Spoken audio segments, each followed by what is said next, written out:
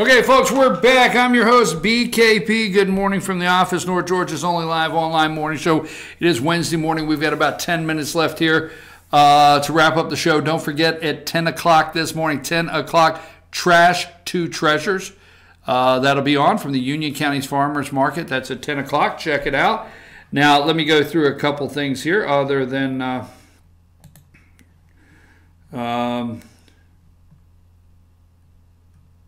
Okay, so now let me go with this. And I left you a minute ago with one thing. Signs grow. All right, this is from the Hill. Okay, this was at 6 a.m. this morning. Signs grow. And the reason I don't lead with this, I know sometimes people say, well, why do you lead with this? No, I wanted to talk about, obviously, the book. I wanted to talk about the circus. I wanted to talk about how Tuesday would start here Wednesday. And then I want to round it out with where we're going. Signs grow for Dems wave in House race. Okay, sign of a blue wave are increasing as lawmakers return to Washington for their final few weeks of legislative work before the crucial midterm elections.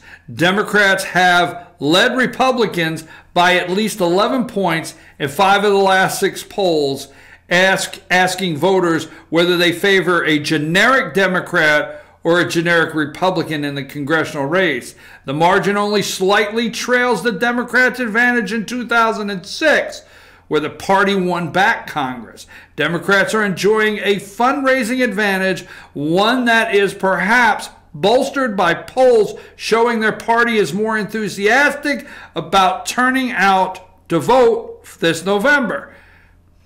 Here's what I know for a fact. Their fundraising is through the roof. Here's what I know for a fact. Believe it or not, they're spreading some of their funds out with candidates you don't think have a chance to win. Here's another fact. The candidates they're giving a little money to that you think don't have a chance to win, they're not going to win probably. But what they're going to do is if they get a little advertising and they can inspire some of these outlying Democrat candidates all over the United States to at least get their name out and lead the Democrats out there in those rural areas, that there are Democrats out there, there's a reason to come to the polls to vote for me. And while you're there, vote for the governor. And while you're there, vote for the senator. And vote for the representative. Whatever it may be. I'm just telling you. Better pay attention. Because these are the articles at the top of the page at websites everywhere. I'm telling you, websites absolutely everywhere. These are the articles at the top of the page. Let me go back to the top of this one here. Just to show you, that one was from the Hill. I want to go to the top of this one. This is the stuff that's going on. Just got a couple minutes here. I want to show you something here. The blue wave is at the top of this website. Live coverage, Trump court pick on the hot seat at day 2 of the hearings. Now today, there will be nothing but from abortion, okay, from abortion to Second Amendment, but watch and see. You will have a day of Democrats trying to get Kavanaugh to tell them that Trump should be put in jail. They will work all day. Is President Trump above the law? Will you recuse yourself? So if you want to play a drinking game today, you've got retarded, mentally retarded. I'm sorry, don't get mad at me. I didn't write it. You got idiot out there you could use. All right, here's the deal. So I want you to watch the Kavanaugh hearings today. And here's your words. And I don't want you drunk as a dog before, supper this afternoon, okay? But a little tipsy. So every time you hear recuse today, take a drink. Every time you hear tribal, take a drink. Every time you hear the statement, we are better than this, take a drink. Every time you hear McCain, take a drink. What else? Is Trump above the law? Take a drink. I got a lot of them. Woodward book rocks the White House. Trump says he doesn't expect government shutdown before midterm. So today is the back to day 2 where all the questions. GOP reaction to Trump's ripping Department of Justice indictments. Now, I want to just say this. There's something up with Jeff Sessions. Now stay with me. There's something up with Jeff Sessions. Now, on one day, I feel that Trump's trying to get Jeff Sessions to quit. If he's so hard on him, he'll quit. On another day, I'm thinking Sessions is in on this. Sessions is definitely in on this, and he knows the end game plan. Then another day, I think there's no way Sessions would be put up with this. Okay? What say you? Why won't Sessions leave? Or will Sessions leave just in time to run against Doug Jones, the Democrat in Alabama, in 2020? Or is he 2020.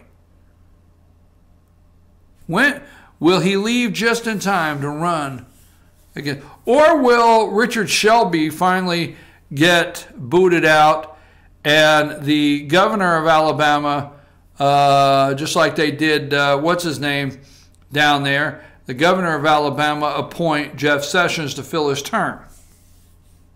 So what do you think? Is Sessions in on the deal? Is there something happening here we don't know about between Sessions and Trump? And they're not as angry with each other as you really think? Or is Trump trying to get Sessions to quit? Really quit? Is something going to happen after the midterms? Why doesn't he fire Sessions? After the midterm, is Sessions going to fill Shelby's spot so Shelby can go home and finish out his term? Or is he going to wait till 2020 and run against Doug Jones? What say you? I'm really interested because I don't know. There's something doesn't add up with the Donald Trump-Jeff Sessions relationship. It just doesn't. I'm just saying it does not add up. All right. We're going to have a new White House counsel will be in place. Let me look at a couple more internet websites that I want to look at before we close.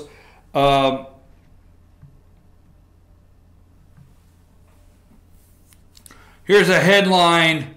Texas doctors at Kavanaugh hearings say they saw liberal protesters paid with a literal bag of cash. Okay? This is a headline on one of the websites this morning. Texas doctor at Kavanaugh hearings say they saw liberal protesters paid with literal bag of cash. Okay? President Trump's Supreme Court Justice Brett Kavanaugh testified before the Judicial Committee Tuesday. Democrats and protesters interrupted the hearing for hours. Dozens of liberal protesters were arrested and dragged screaming from the committee hearings. Screaming leftists continued to disrupt the hearing for several hours. Now this, several doctors from Texas attended the hearing today and told interviewer, where did that go? Interviewer Adam Schindler that they witnessed organized activists with literally bag of cash paying the rent of mob protesters. And they have, here's a picture of the interview. I'm your host, BKP. Today we will watch this. We will watch this, see what happens today on the Kavanaugh hearings. The book Fear. Sorry if I offended you, but I didn't say mentally retarded or call anybody an idiot or call anybody stupid. My mom would be very upset. Don't forget, now tomorrow is time for Carla's Corner at 8:30. Friday, we'll be at Sycamore Crossing, 8 a.m. Sycamore Crossing. We have a great lineup for you. A great lineup for you Friday. We'll go over that tomorrow. But I want to say tonight, last night, Dave Garner had Pickens Power half-hour Dragon Talk. So if you find Team FYN Sports. Now, if you're out there and you are the head coach, Chad Cheatham, in Fannin County, and if you are the head coach, Brian Allison, in Union County, and if you are the head coach, Casey Wingard, in Gilmer County, Dragons head coach Chris Parker last night, live on the air, said his coaching staff could out-eat wings, could beat any coaching staff of the four in a wing eating contest.